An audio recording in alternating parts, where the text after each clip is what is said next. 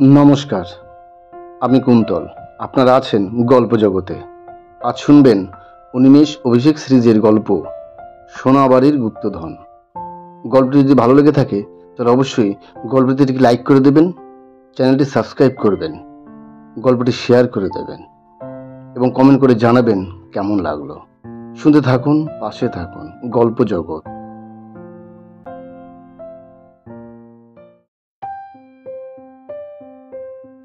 বেশ কিছুদিন পর অভিষেকের বাড়ি গেলাম। অবশ্য যাওয়ার পিছনে একটা ছোট্ট কারণ ছিল। দুদিন আগে আমার একমাত্র মামা নির্মল সেন আমাদের বাড়ি এসে বলল, হ্যাঁ রে অনিমেষ, তোর মা মারা যাওয়ার পর তুই তো আমাদের বাড়ি যাওয়াই ছেড়ে দিয়েছিস। তোর মামি বারবার করে তোর কথা বলছে, যদি সম্ভব হয় তাহলে একবার মামা বাড়ি থেকে ঘুরে আসিস। কেমন? মামা চলে যাওয়ার পর ভাবলাম, সত্যি অনেকদিন যাওয়া হয়নি, একবার গেলে মন্দ হয় না। তো যাবই যখন, তখন অভিষেককে সাথে নিয়ে যাই। তাই ওর বাড়ি গেলাম। দেখলাম টিভি দেখছে। আমি বললাম, কি হে গোয়েন্দা অভিষেক, আজকাল টিভিও দেখছো নাকি? ও একটু হেসে বলল, কি ব্যাপার, অফিস করা মানুষ তো আমাদের বাড়ির রাস্তা ভুলেই গেছে। আর আমার টিভি দেখার কথা যদি বলো, তবে বলবো হাতে তেমন কাজ নেই। থাকলে করতাম, কিন্তু যেহেতু নেই তাই টিভি দেখা ক্ষতি নয়। কারণ টিভিতে সবসময় অহেতুক জিনিস দেখায় না, মাঝে মাঝে এমন কিছু জিনিস দেখায় বা বলতে পারো প্রোগ্রাম হয়, যেটা মন দিয়ে দেখলে বুদ্ধি বাড়ার সম্ভাবনা অধিক মাত্রায় থাকে। যাই হোক, অনেকদিন পর তুমি আমাদের বাড়িতে, সেটা কি নিছকই গল্প করার জন্য নাকি কোনো বিশেষ কারণ আছে? কারণ একটা আছে। আসলে আমি কয়েকদিনের জন্য মামা বাড়ি বেড়াতে যাব। হঠাৎ মামা বাড়ি বেড়াতে যাবে? কোনো বিশেষ দরকার আছে? আরে না না, তেমন কিছু নয়। মা মারা যাওয়ার পর সেরকম ভাবে আর মামা বাড়ি যাওয়া হয়নি। দুদিন আগে আমার মামা এসেছিলেন। একটাই আমার মামা, নির্মল সেন। তো তাদের বাড়িতে কয়েকদিনের জন্য যেতে বলেছে। তাই ভাবলাম একা একা আর কি আর কি যাব। তাই তোমার হাতে এখন যেহেতু কাজ নেই, তাই তোমাকে সাথে করে নিয়ে যাই। তুমি চলো আমার মামা বাড়ি, গ্রামে।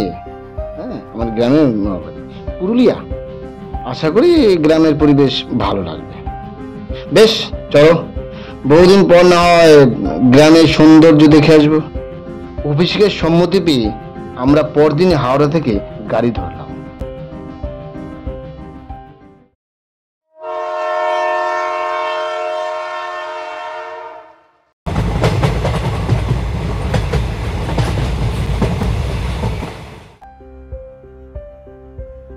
স্টেশনে নেমে গ্রামের প্রকৃতি দেখতে দেখতে পৌঁছে গেলাম আমার মামার বাড়ি।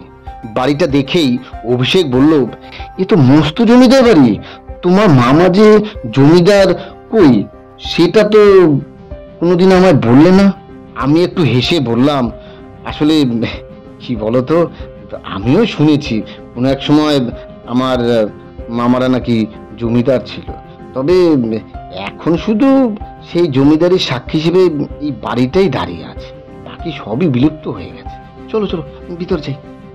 গেট দিয়ে ঢুকেই দেখি মামা আর আমার মামাতো বোন অস্মিতা দাঁড়িয়ে আছে।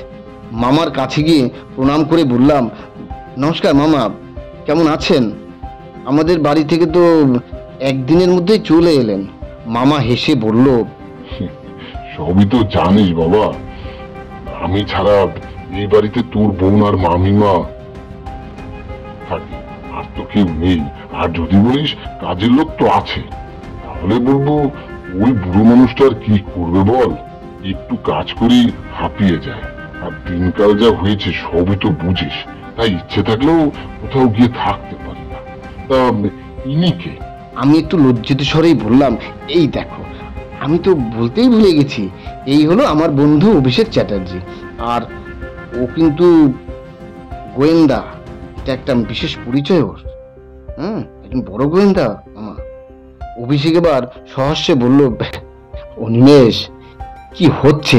আমি কি এখানে গোয়েন্দাগিরি করতে এসেছি? এখানে এসেছি ঘুরতে, কয়েকদিন বেড়াতে।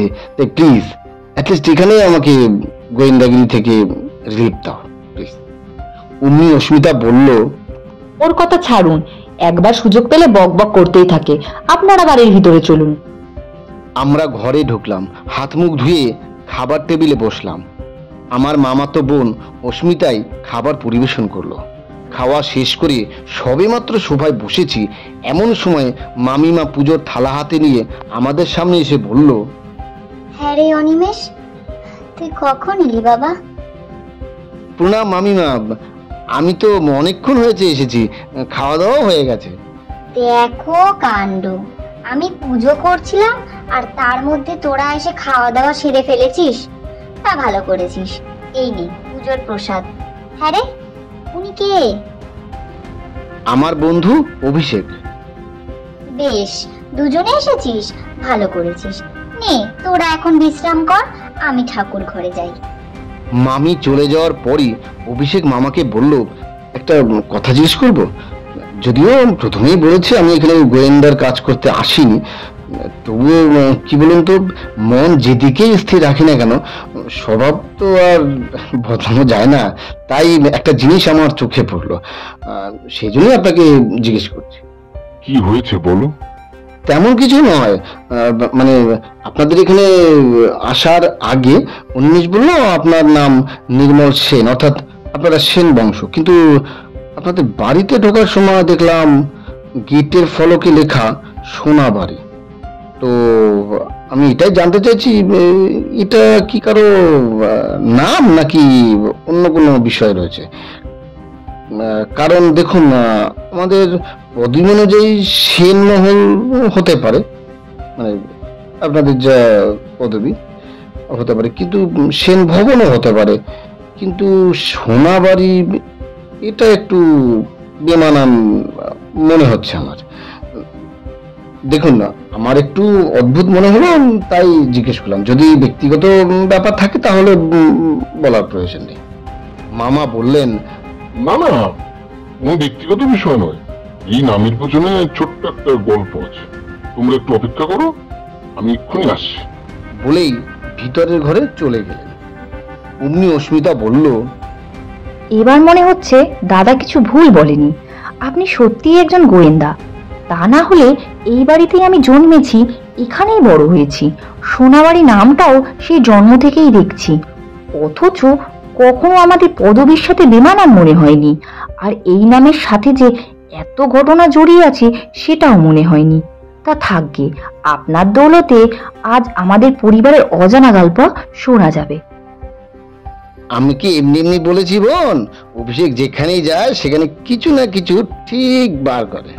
আমার বলা শেষ হতেই মামা এসে একটা সোফায় বসে বলতে শুরু করলো, এ কথা আমি আমার দাদুর থেকে শুনেছি। আমরা অনেক কাল আগে জমিদার পরিবার ছিলাম, কিন্তু এই জমিদারি এক অদ্ভুত ভাবে শুরু হয়েছিল। আমাদের পূর্বপুরুষ অমরেন্দ্র সেন এমন একজন মেয়েকে বিয়ে করেছিলেন যে ছিলেন মা কমলার এক ভক্ত, বলতে পারো একনিষ্ঠ ভক্ত।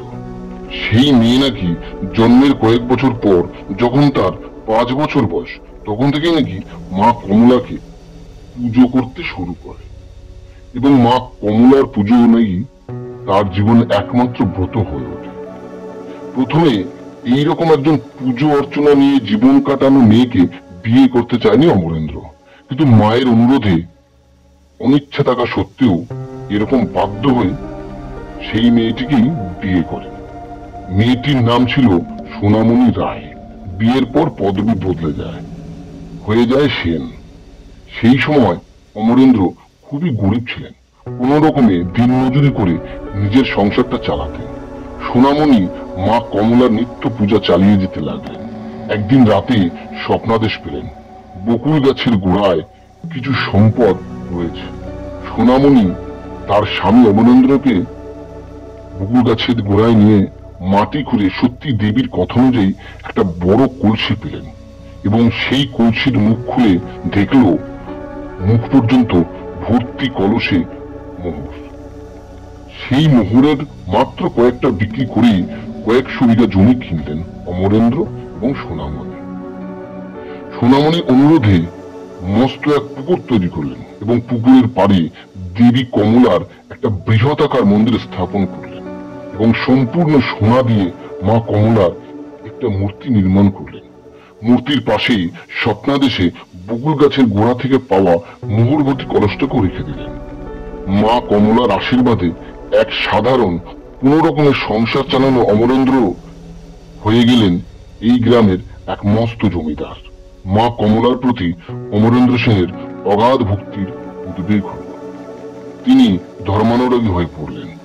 এর কিছুদিনের মধ্যেই এই বাড়িটি নির্মাণ করলেন এবং যা কিছু তিনি করতে পেরেছেন সেটা শুধুমাত্র তার স্ত্রী সোনামণির মা কমলার প্রতি অগাধ ভক্তির কারণে, মা কমলার দান।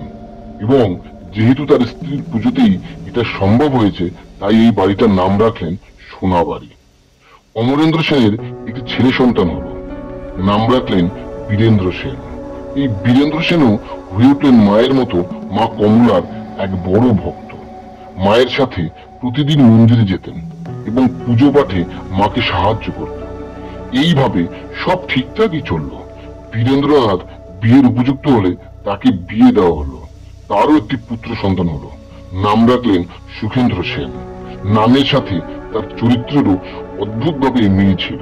সে সবসময় ভাবত জীবনে সুখে থাকার জন্য পরিশ্রম পর্যাপ্ত নয়, শুধুমাত্র সম্পত্তি থাকলেই সুখের অধিকারী হওয়া যায়। তাই সে না লেখাপড়া করেছে আর না কখনো নিজের জমিদারি দেখাশোনার জন্য বাইরে বেরিয়েছে।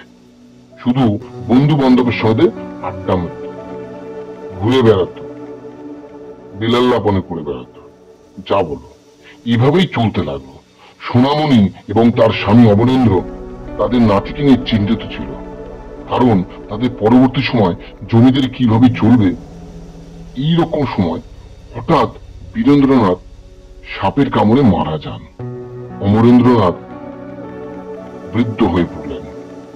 বয়সের ভারে তিনি আগের মতো আর জমিদারি সেভাবে দেখাশোনা করতে পারে না। তাই দেখভালের অভাবে জমিদারিতে কিছুটা ভাটা পড়ে যায়। এদিকে সুখেন্দ্র ভীষণ বিপরোয়া হয়ে পড়ে। একদিন সে তার ঠাকুমা সোনামণিকে বলে, শোনো, একটা প্রস্তাব দিচ্ছি। আমাদের জমিদারিতে যেটুকু ঘাটতি হয়েছে সেটা পূরণ করার একটা রাস্তা পেয়ে গেছি। আর সেটা হলো আমাদের মন্দিরে দেবীর যে মূর্তি আছে সেই মূর্তির পাশে যে মোহরপূর্ণ কলস রয়েছে সেটা বিক্রি করে প্রচুর অর্থ আয় হবে। আর আমাদের যে টাকার অভাব রয়েছে জমিদারিতে, যতটুকু ঘাটতি হয়েছে সেইটুকু পূর্ণ হয়ে যাবে। সাথে আরো বেশ কিছু জমি কেনা যাবে, তাতে জমিদারিরও বাড়বে। বুঝেছো ঠাকুমা? আমার কথা শোনো। এই কথা শুনে সোনামণি বলে, তোমার চরিত্র এবং লোভ এতটাই সীমা লঙ্ঘন করেছে যে তুমি গৃহলক্ষ্মীকে বোকার মতো ঘর থেকে বার করে দিতে চাইছো। এই মন্দিরে যে মূর্তি দেখো সেটা শুধুমাত্র মূর্তি নয়, স্বয়ং মা কমলাই বিরাজমান। এই কমলাকে জানো? লক্ষ্মী দেবী। এই লক্ষ্মী দেবীরই অপর এক নাম মা কমলা। শোনো আমার কাছে, মুখে যা বলেছো তাতেই তুমি পাপের ভাগী হয়েছো। তোমার সাথে আমরাও পাপের ভাগী হয়েছি। তবু মায়ের কাছে ক্ষমা ভিক্ষা করব, কিন্তু ভুল করেও মুখের কথা সত্যি করতে যেও না, তাহলে চিরকালের মতোই লক্ষ্মী লাভ থেকে বঞ্চিত হবে। আর এই পরিবার আর কখনো অর্থ সম্পদের মুখ দেখবে না। সোনামণি বললেন বটে, তবে সুখেন্দ্র কতটা মেনে নিল সেটা বোঝা গেল না। এইভাবে আরো কিছুদিন কেটে যাওয়ার পর একদিন সকালে সোনামণি পুজো দিতে মা কমলার মন্দিরে গেল, কিন্তু তারপর থেকে কোনোদিন আর তাকে কেউ দেখতে পায়নি। এবং অদ্ভুত ব্যাপার, সোনামণির সাথে সাথে মা কমলার মূর্তি এবং মূর্তির পাশে থাকা মোহরবর্তী কলসটাকেও আর কেউ কোনোদিন দেখতে পায়নি। এরপর থেকেই ধীরে ধীরে এই সেন বংশের জমিদের ধ্বংস হতে থাকে। আর আজ শুধু এই বাড়িটাই পড়ে আছে, তার সাথে সোনামণির ইচ্ছা অনুযায়ী পুকুর আর তার পারে মা কমলার মন্দির দেবীর অনুপস্থিতিতে কোনো রকমে নিজেকে দাঁড় করিয়ে রেখেছে। মামা সম্পূর্ণ ঘটনা শেষ করে বললেন, আজ আমার এতটাই দৈন অবস্থা যে পুকুরের সামান্য কিছু মাছ বিক্রি করে সংসার চালাতে হচ্ছে। উনিশের মা আমার দিদি, ওকে বিয়ে দেওয়ার জন্য যেটুকু জমি অবশিষ্ট ছিল সেটাও বাবাকে বিক্রি করতে হয়েছে। অবশ্য জামাইবাবু বা তার পরিবার আমাদের কাছে কোনো কিছুই দাবি করেনি, তবুও আচার অনুষ্ঠান করতে তো কিছু পরিমাণ টাকার দরকার হয়, তাই না? এই দেখো না, আমার মেয়েটা কতদিন আগেই বিয়ের উপযুক্ত হয়েছে, অথচ অর্থাভাবে আমি তার বিয়ে দিতে পারছি না। এই কথা শুনেই আমার মামাতো বোন অস্মিতা বলল, তুমি কেন সব কথা বলছো? উনি আমাদের বাড়িতে বেড়াতে এসেছে, ওনাকে দুদিন আনন্দে থাকতে দাও। আমার ভাগ্যে যদি বিয়ে থাকে হবে, তা না হলে হবে না। আবার কি বিয়ে হবে হবে করছো? আমাদের দেশে তো কত মেয়ে আছে যারা বিয়ে না করে সারা জীবন বাবা মায়ের সাথে কাটিয়ে দিচ্ছে। আমিও তাই করব। আমাদের দুঃখের কাহিনী শুনিয়ে বিনা কারণে ওনার মনটাকে ভারাক্রান্ত করে দিও না। বোনের কথা শুনে মামা চোখের জল নিয়ে ভিতরের ঘরে চলে গেল। অস্মিতাও গম্ভীরভাবে উঠে গেল। এরপর আমরা দুজন আমাদের থাকার ঘরে গেলাম। তারপর বললাম, আমারও খুব খারাপ লাগে জানো, বোনটার বিয়ের বয়স হয়েছে, অথচ মামার বিয়ে দেওয়ার মতো সামর্থ্য নেই। আর আমি যে মামাকে সাহায্য করব, আমারও নুনান্তে পান্তা পুরা, যা মাইনে পাই তাতে সংসার চালিয়ে আর কিছুই থাকে না। অভিষেক এবার কিছুই বলল না, বরং অন্য একটা কথা বলল। অনিমেষ, পুকুরটার দেবী মায়ের মন্দির দেখা যাবে? আমি অবাক হয়ে বললাম, এ আবার কেমন কথা? পুকুর আর মন্দির তো মামাদের সম্পত্তি, দেখা যাবে না কেন? এখন তো সন্ধ্যা হয়ে গেছে, কাল সকালে বরং অস্মিতার সাথে গিয়ে দেখে আসবে, ঠিক আছে? অভিষেক আর কিছু বলল না। তারপর আমরা দুজন কিছু অবান্তর গল্প করে সন্ধ্যাটা কাটিয়ে দিলাম। এরপর রাতে খাবার খেয়ে ঘরে এসে শুয়ে পড়লাম। অভিষেকের সাথে আর কথা হলো না। সকালে উঠে মামিকে বলতেই সে বলল, এ তো ভালো কথা, তোরা ঘুরতে এসেছিস, তোর বন্ধু পুকুর পাড় মন্দির দেখবে, এইটাই তো স্বাভাবিক। অস্মিতাকে গিয়ে বল, ও নিয়ে যাবে তোর বন্ধুকে। আমি মামির সম্মতি পেয়ে অস্মিতাকে বলাতে অস্মিতা অভিষেককে নিয়ে পুকুর আর মন্দির দেখাতে নিয়ে গেল, আর আমি টিভিতে খবর দেখতে শুরু করলাম। এই হলো আমাদের পুকুর। বাহ, এ তো অনেক বড় পুকুর। একে কোনোভাবেই পুকুর বলা যায় না, দিঘি বললে ঠিক এর সাথে মেলে। বাবা বলল শুনলেন না, বহু আগে জমিদারি আমলে খনন করা, তাই অনেক বড়। আর এই দেখছেন না কত সুন্দর করে বাঁধানো সিঁড়ি রয়েছে। হ্যাঁ, আপনার বাবা ঠিকই বলেছেন, জমিদারি আমলে খনন করা বলেই এত বড়। আজকাল আর এত বড় পুকুর দেখা যায় না। একটা কথা বলবো, যদি কিছু মনে না করেন? এ মা, মনে করব কেন, বলুন কি বলবেন। কথাটা হলো, পুকুর যখন এত বড়, তাহলে এখানে মাছও তো প্রচুর হওয়ার কথা, তাই না? কিন্তু আপনার বাবা বললেন পুকুরের মাছ বিক্রি করে কোনো রকমের সংসার চলে। এই ব্যাপারটা আমি ঠিক বুঝতে পারলাম না। আপনি ঠিকই বলেছেন, এই পুকুরের সব মাছ বিক্রি করলে বেশ ভালো টাকাই পাওয়া যাবে। কিন্তু প্রবলেম কোথায় বলুন তো? আমার আর কোনো ভাই বোন নেই, থাকার মধ্যে ওই আপনার বন্ধু, কিন্তু ও তো থাকে কলকাতায়, অত দূরে। সেখান থেকে কি এই পুকুরের দেখাশোনা করা সম্ভব? ওদিকে বাবার বয়স হয়েছে, আমি মেয়ে মানুষ, সন্ধ্যার পর আমার পক্ষে কি এত বড় পুকুরই বলুন আর দিঘি, এ কি দেখে রাখা সম্ভব? দেখে রাখবেন মানে? পুকুরকে আবার দেখে রাখার কি আছে? পুকুরের মাছ কি পাখা লাগিয়ে আকাশে উড়ে যাবে? আপনি যে কি করে গোয়েন্দা হয়েছেন! আরে বাবা, মাছ উড়ে যাবে কেন? মাছকে উড়িয়ে নেওয়ার জন্য কি মানুষের অভাব আছে? বলেন কি, গ্রামেও চোর আছে? কেন, গ্রামের মানুষ চুরি করতে পারে না? নাকি ভাবছেন গ্রামের মানুষ সবাই সৎ? না, আসলে আমি এতদিন জানতাম গ্রামের মানুষ খুব সহজ সরল হয়। যাই হোক, আপনার কথায় আমার ধারণাটা বদলালো। চলুন আপনাদের মন্দিরটা দেখি। এই যে আমাদের মা কমলার মন্দির। আচ্ছা, এই মন্দিরেই আপনাদের বংশের সোনামণি পুজো করতেন, তাই তো? এই মন্দিরটা তার ইচ্ছেতে তৈরি, কি ঠিক? হ্যাঁ, বাবার কথা অনুযায়ী তো এটাই দাঁড়ায়। দেখা হয়ে গেছে, চলুন বাড়ি ফেরা যাক। 2-3 ঘন্টা পর অভিষেক আর অস্মিতা বাড়ি চলে গেল। এরপর 2-3 দিন আর তেমন কোনো কথা বললো না, শুধু দেখেছি আমাদের বরাদ্দ করা ঘরে বসে কি একটা খাতা জাতীয় কিছু একটা দেখছে, আর তার থেকেই কয়েক ঘন্টার জন্য উদাও হয়ে যাচ্ছে। কোথায় যায় কি করে আমার কিছুই বলেন। এরকম কয়েকদিন পর আমার মামাকে অভিষেক বলল, মামাবাবু আপনাদের পুকুরটা কতটা গভীর হবে তা বলতে পারবেন? আসলে কি বলতো বাবা, বহুদিন আগের খনন করা তো, তাই সঠিকটা তোমায় বলতে পারবো না, তবে গভীর খুব একটা কম নয়, বেশ ভালোই গভীর আছে, সেটা আমি বলতে পারি।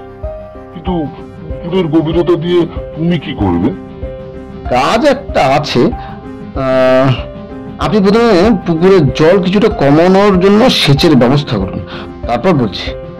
আমার মামা শহর থেকে একটা মেশিন এনে 5 দিন ধরে পুকুরে জল সেচ করে বেশ কিছুটা জল কমিয়ে দিল। আমি অভিষেককে বললাম, কি ব্যাপার বলো তো, তুমি হঠাৎ পুকুরের জল কমাতে বলছো কেন? পুকুর থেকে কি সহজে মাটি তুলবে নাকি? আরে দূর, মাটি দিয়ে কি হবে, গ্রামেতে এমনিতেই সব জায়গায় মাটি আর মাটি, তাহলে পুকুরের জল কমালে কেন? যে কটা মাছ আছে জল কম থাকায় সে কটা তো মরে যাবে, আর মাছ বিক্রি না করতে পারলে মামার সংসার চালাবে কি করে, সেটা ভেবে দেখা যাও। আমি সব ভেবেছি বন্ধু, কি ভেবেছ সেটাই তো বুঝতে পারছি না।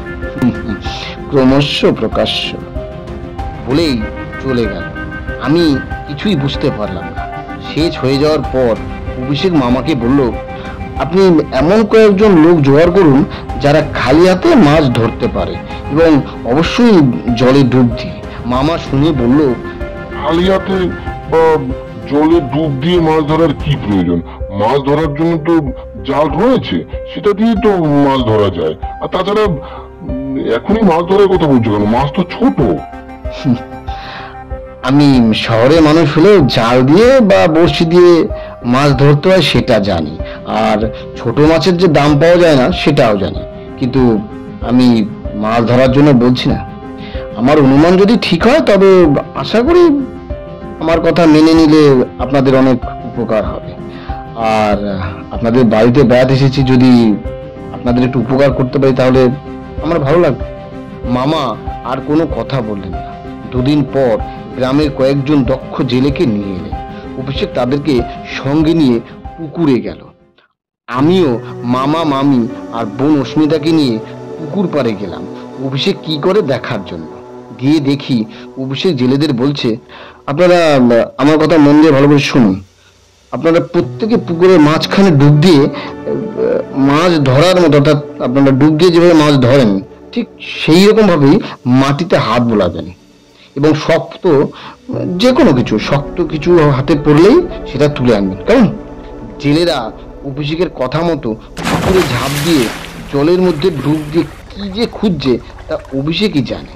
বেশ কিছুক্ষণ পর একজন মাথা তুলে বলল, বাবা বাবু, আপনি বেশ বড় একটা শক্ত কিছু ঠিক, কিন্তু একার পক্ষে তো আমার সম্ভব হচ্ছে না। অভিষেক একটু থেমে চেঁচিয়ে উঠল আর বলল, আরে দাদা, আপনারা এতগুলো লোক আছেন, পাচ্ছেন না, সবাই একসাথে ধরুন। জেলেরাও তাই করলো। সবাই একসাথে মিলে ডুব দিয়ে তুলে আনলো, আর যেটা তুলে নিয়ে এলো সেটা দেখে মামার চোখ দিয়ে জল বেরিয়ে গেল। কারণ জেলেরা যেটা এনেছে সেটা মা কমলার মূর্তি, যেটা সম্পূর্ণ সোনার তৈরি ছিল। এরপর আবার অভিষেক বলল, আবার খুঁজুন, আরো একটা জিনিস অবশ্যই থাকবে। জেলেরা আবার খুঁজতে শুরু করলো। কিছু পরে অভিষেকের কথা মতো জেলেরা আবারও মূর্তি তোলার মতো সবাই মিলে একটা বড় কলসি তুলে নিয়ে এলো। কলসিটা সম্পূর্ণ রূপোর তৈরি ছিল এবং মুখটা কোনো একটা ধাতব বস্তু দিয়ে বন্ধ করা ছিল। এরপর জেলেরা উপরে উঠে এলে মূর্তিটা প্রথমে বাড়িতে এনে রাখতে বলল অভিষেক। জেলেরা মূর্তিটা বাড়িতে এনে রেখে দেয় এবং মূর্তির পাশে কলসটাকে রাখা হয়। এরপর জেলেরা তাদের পারিশ্রমিক নিয়ে যে যার ঘরে চলে যায়। এরপর মা কমলার মূর্তিকে প্রথমে গঙ্গা জল দিয়ে স্নান করানো হয়। এরপর 2 কলসি দুধ সহযোগে স্নান করানো হয়। তারপর ব্রাহ্মণ ডেকে মূর্তিতে পুনরায় প্রাণ প্রতিষ্ঠা করে পুরনো মন্দিরে স্থাপন করা হয়। পুকুরে পাওয়া কলসিটাকে মূর্তির পাশে রেখে দেওয়া হয়। তারপর আমরা প্রত্যেকে বাড়ি ফিরে আসি। ওই দিন আর তেমন কথা অভিষেকের সাথে হয়নি। পরদিন আমার মামাই প্রথমে জিজ্ঞেস করে, আচ্ছা বাবা, তুমি এই মূর্তি, কলস, তুমি এগুলো সন্ধান পেলে কি করে যে পুকুরের মধ্যে রয়েছে? সেটা তুমি জানলে কেমন করে বাবা? আমাদের একটু খুলে বলো। অভিষেক বলতে শুরু করলো, আপনাদের প্রত্যেকে নিশ্চয়ই মনে আছে, কয়েকদিন আগে অস্মিতার সাথে আপনাদের পুকুর আর মন্দির দেখতে গিয়েছিলাম। মন্দির দেখার সময় একটা জিনিস আমার নজরে এলো, কিন্তু সেটা কখনো আপনাদের নজরে এসেছে কিনা জানি না। বিষয়টা হলো, যেখানে অর্থাৎ যে বেদিতে এখন মূর্তি রাখা রয়েছে, আমার ধারণা প্রথম থেকেই ওই বেদিতেই মায়ের মূর্তি রাখা ছিল। আর আমি যখন দেখেছিলাম তখন বেদির চারপাশে বেশ কিছুটা অংশ কোনো ধাতব বস্তু দিয়ে খোঁড়া ছিল। কিন্তু এর সাথে আরো একটা জিনিস লক্ষ্য করেছি, তা হলো কোনো বিশাল আকৃতির এক প্রচন্ড ভারী কিছু যদি মাটিতে মিশিয়ে টেনে নেওয়া হয়, তবে সে যেরকম কিছুটা মাটিতে ক্ষতের সৃষ্টি হয়, ঠিক সেরকম একটা আবছা ক্ষতচিহ্ন দেখেছি মন্দিরের মেঝেতে। এর সাথে খুব একটা ছোট্ট ধাতব বস্তু দিয়ে তৈরি আজকের সময়ের বলতে পারেন একটা দড়ির মতো রশ্মি মন্দিরের শেষ স্তম্ভের গায়ে দেখেছি। এখন আপনাদের মনে স্বাভাবিক প্রশ্ন উঠতেই পারে যে আমি যখন দেখতে পেয়েছি, তাহলে আপনারা বা আপনাদের পূর্বপুরুষটা কেউ দেখলেন না কেন? আমার ধারণা যে যখন আপনার বংশের পূর্বপুরুষ দেখলেন যে মন্দিরের মায়ের মূর্তিও নেই, সাথে কলস এবং সোনামণিও নেই, তখন তারা এই জিনিসটা লক্ষ্য করলেন না। কারণ সব মিলিয়ে তারা অস্থির হয়ে উঠেছিল এবং তাদের কোথাও খুঁজে পাওয়া যাচ্ছে না। তখন তাদের পারিপার্শ্বিক অবস্থা দেখার মতো মন মানসিকতা ছিল না। এবং প্রথমেই বেশ কিছুদিন নিশ্চয়ই বিভিন্ন জায়গায়, অর্থাৎ যত জায়গায় সোনামণির যাওয়ার সম্ভাবনা থাকতে পারে, সেই সমস্ত জায়গায় খোঁজ খবর চালিয়েছে। ততদিনে মন্দিরে কোনো মানুষ না যাওয়ায় ধুলো পড়ে মাটিতে সৃষ্টি হওয়া ক্ষত অদৃশ্য হয়ে গেছে। তাই আপনার পূর্বপুরুষ অথবা আপনাদের কারোরই এই ব্যাপারটা নজরে আসেনি। অবশ্য এই ব্যাপারটা আমারও নজরে পড়তো না, যদি না সেদিন মায়ের বেদি দেখার সময় হোঁচট না খেয়ে মাটিতে পড়তাম।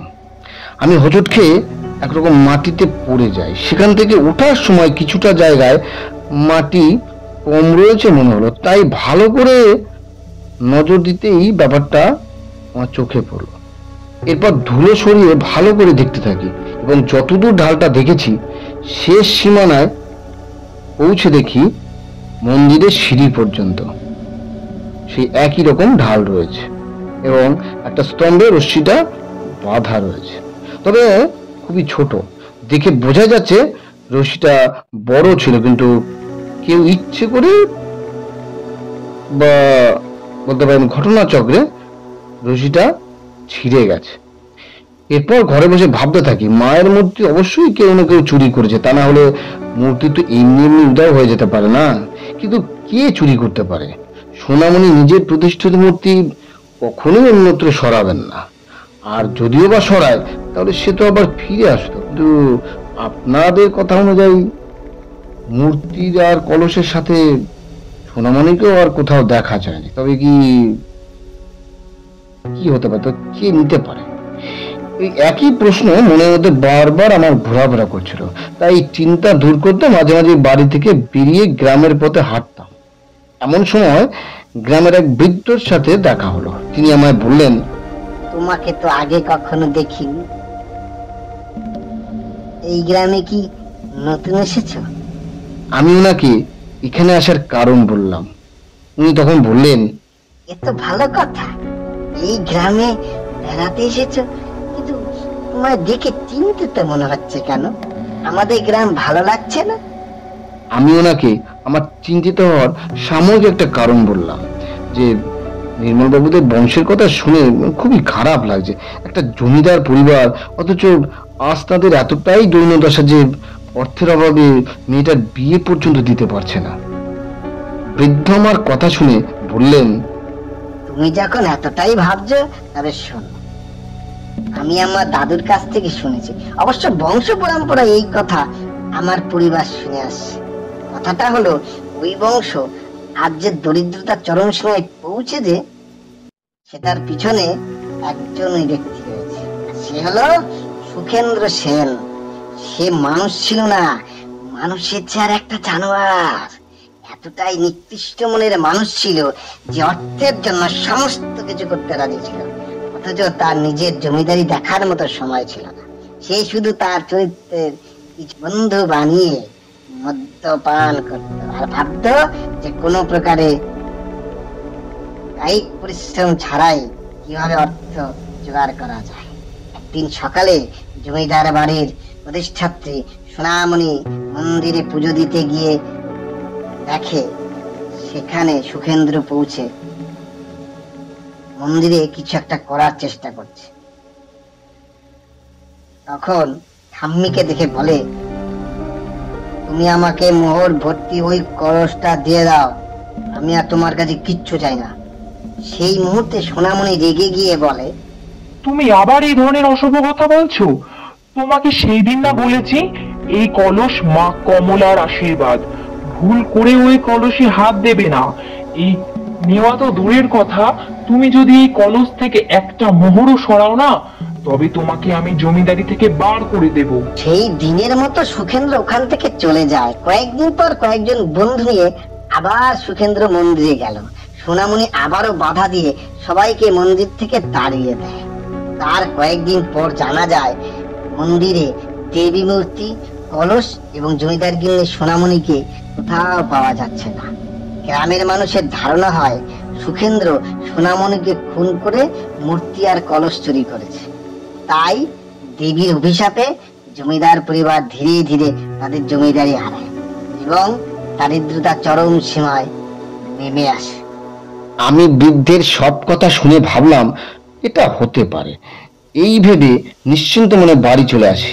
পরদিন সকালে একটা জামা বার করার জন্য আপনাদের পুরনো আলমারিটা খুলি এবং জামা বার করে পাল্লাটা দিতেই যাব, এমন সময় একটা পুরনো খাতা আমার নজরে আসে। খাতাটা দেখবো কি দেখবো না ভেবে হাতে তুলেই দেখি খাতার উপরে লেখা সোনামণি সেন, বাংলা 1160 সাল। আমি চমকে উঠি এবং খাতার পাতা উল্টাতেই একটা কবিতা পাই। এরপরই সমস্ত বিষয় আমার কাছে পরিষ্কার হয়ে যায়। কবিতাটা কি ছিল সেটা আগে বলি। পুকুরেতে নাইতে গেল কমলা সুন্দরী, পুকুরেতে রইল ভেসে ছাড়া বসন খানি। এবারে ভাবার্থটা বলি। প্রথম লাইনে রয়েছে কমলা সুন্দরী স্নান করতে গেছে পুকুরে। এখানে কমলা সুন্দরী বলা হয়েছে মা দেবী কমলাকে বোঝানো হয়েছে, এবং কমলার অপর নাম মা লক্ষ্মী। আর মাতা লক্ষ্মীর ন্যায় সুন্দর ত্রিভুবনে কোনো নারী নেই, তাই তাকে সুন্দরী বলে আখ্যা দেওয়া হয়েছে। তার পরের লাইনে আছে পুকুরেতে ছাড়া বসন খানি ভেসে আছে। এর মানে মা কমলার শরীরের যে কাপড় ছিল তা পুকুরে ভেসেছিল। কিছু বুঝতে পারছেন নির্মল বাবু? না, আমি কিছুই বুঝতে পারছি না, এই কথার মানে কি? বেশ, বুঝিয়ে বলি। সোনামণি যখন দেখলেন তার নাতি সুখেন্দ্র কিছুতেই কলস নেওয়ার পথ ছাড়ছেন না, তখন তিনি এক কঠোর সিদ্ধান্ত নিলেন। তিনি পুজো দিতে গিয়ে প্রথমে মূর্তির গোড়া কোনো ধাতব বস্তু অর্থাৎ কুরুল জাতীয় কিছু দিয়ে খুঁড়ে মূর্তি আলগা করলেন এবং ধাতব শিকল দিয়ে মূর্তি এবং কলস বেঁধে তিনি নিয়ে পুকুরে ফেলে দিয়েছিলেন। এবং আমার অনুমান বয়সের ভারে দেবী মূর্তি এবং কলস টেনে নেওয়ার সময় এতটাই ক্লান্ত হয়ে পড়েন যে মূর্তি আর কলস ফেলে দেওয়ার পর পুকুর থেকে আর ফিরতে পারেননি, এবং উনিও ক্লান্ত হয়ে পুকুরের মধ্যে পড়ে। এবং ওনার হাতে যেহেতু শিকলটা ছিল, তাই পুকুরে পড়ে যাওয়ার সময় শিকলটা কোনোভাবে ওনার গায়ে জড়িয়ে যায়, যার কারণে শিকলটা ছিঁড়ে যায় এবং ওনার শরীরটা কখনোই জলে ভেসে ওঠেনি। আর শিকল ছিঁড়ে যাওয়ার অংশটা স্তম্ভের সাথে আটকে থাকে, যেটা আপনারা বা আপনাদের পরিবারের পূর্বপুরুষরা কেউ লক্ষ্যই করেননি। এবার যদি বলেন তাহলে দেবীর কাপড় পাওয়া গেল না কেন, তাহলে বলবো দেবী শস্ত্র কিন্তু দেবী মূর্তির সাথেই ছিল। আর সেটা তো দেখলেন, তবে এখন যে বস্ত্র দেখছেন সেটা বেশিরভাগই ছিঁড়ে গেছে। আসলে এত বছর কোনো বস্তু জলে ডুবন্ত অবস্থায় থাকলে তা কোনোভাবেই অক্ষত থাকা সম্ভব নয়। বস্ত্র ভেসে ওঠার কথাটা লিখেছিলেন শুধুমাত্র পুরো বিষয়টা বোঝাবার জন্য, এর অন্য কোনো মাহাত্ম্য নেই। আর আমার এটা অনুমান যে এই কবিতাটা লিখেছেন ঘটনার কয়েকদিন আগে। আর কবিতা লেখার একটাই কারণ, সুখেন্দ্র পরবর্তী প্রজন্ম যাতে এই কবিতার মাধ্যমে মূর্তি উদ্ধার করতে পারে। আশা করি সমস্তটা বুঝতে পেরেছেন। এখন একটাই কথা বলবো যে এই কলস থেকে 2-4টে মোহর বার করে আপনি নতুন করে বেশি বেশি করে মাছ চাষ করুন, তারপর ভালোভাবে মেয়ের বিয়ে দিন। যদি কলস থেকে মোহর সংগ্রহ করতে ইচ্ছে না হয় তাহলে বলবো আপনি ভেবে দেখুন, আপনার পূর্বপুরুষ ওই কলসের মোহর দিয়েই কিন্তু জমিদারি শুরু করেছিলেন, তাতে কিন্তু কোনো পাপ হয়নি। তাই আপনিও 2-4টে মোহর যদি বের করে ব্যবসা শুরু করেন তাহলে আশা করি দেবী রুষ্ট হবেন না। তাছাড়া দেবীকে তো আবার আগের মতোই জাঁকজমক করে পুজো অর্চনা করতে হবে, আর এর জন্য তো টাকা পয়সা অবশ্যই লাগবে, তাই না? আর আমার মনে হয় দেবদেবী আমাদের ধন দৌলত এই জন্যই দেয় যাতে আমরা তাদের থেকে প্রাপ্ত ধন দৌলত দিয়ে তাদের এবং নিজেদের আর সমাজের অন্যান্য দরিদ্র মানুষদের সাহায্য করতে পারি। তাই ভাববেন না আপনার দরিদ্র জীবন আশা করি ঘুচে যাচ্ছে। মামা সব শুনে একটা অদ্ভুত কথা বলল। তুমি আমার অনেক বড় উপকার করেছো বাবা, আর একটা উপকার করবে? অভিষেক একটু চিন্তিত মুখেই বলল, আপনাদের আরো অজনৈশ্বর্য আছে নাকি? মামা হেসে বললেন, না না বাবা, আমি বলতে চাইছি আমার অস্মিতা মাকে বিয়ে করবে তুমি? অভিষেক কয়েক মুহূর্ত চুপ থেকে বললেন, বিয়ে করাটা কোনো বড় বিষয় নয়। অস্মিতার মতো মেয়েকে যে বিয়ে করবে সে ধন্য হবে, কিন্তু আমার দুর্ভাগ্য আমি বিয়ে করতে পারবো না। কেন, কি সমস্যা আছে? তোমার কি বিয়ে ঠিক হয়ে গেছে নাকি? না। তাহলে অসুবিধা কোথায়? অসুবিধাটা হলো আমি গোয়েন্দা, সেটা তো আপনারা দেখতেই পাচ্ছেন। তাই আমার অনেক শত্রু আছে। কে কখন কিভাবে আমার জীবন সমাপ্ত করবে তা তো আমি জানি না। না, আর এরকম অনিশ্চিত জীবনের সাথে কাউকে জড়িয়ে তার জীবনটা নষ্ট করতে চাই না, ক্ষমা করবেন। তাই বলে তুমি কখনো বিয়ে করবে না? সবার কপালে তো আর বিয়ে থাকে না, আর আমি নিজের ইচ্ছেই বিয়ে বলতে পারেন না করতে পারার মতো কাজ নিয়েছি। মামা চুপ করে রইলেন। আমরা পরদিন মামা বাড়ি থেকে চলে এলাম। বেড়াতে গিয়েও অভিষেক মামাকে সম্পত্তিতে ভরিয়ে দিল। কেমন লাগলো আজকের গল্প? যদি ভালো লেগে থাকে তাহলে গল্পটি অবশ্যই লাইক করবেন, চ্যানেলটি সাবস্ক্রাইব করবেন এবং অন্যান্য বন্ধুদের শোনানোর জন্য শেয়ার করে দেবেন। ভালো থাকবেন, সুস্থ থাকবেন, শুনতে থাকুন, পাশে থাকুন গল্প জগৎ। শুভরাত্রি।